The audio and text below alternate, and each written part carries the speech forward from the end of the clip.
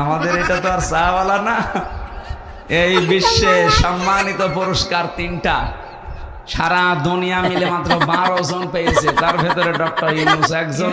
3টাই পেয়েছে। মাথা না, ওটা একটা ম্যাগনেট। আর কিছুদিন যেতে দেন, পাল্টিয়ে ফেলবে।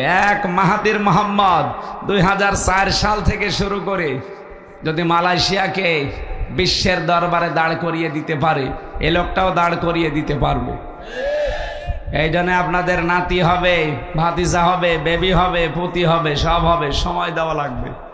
আর আমরা বারবার এইটাই বলছি, যারা এই 1628 জন দায়িত্বে ছিল, একটাও কেউ রাখা যাবে না, সবগুলো পাল্টান। এতদিন লাগবে কেন?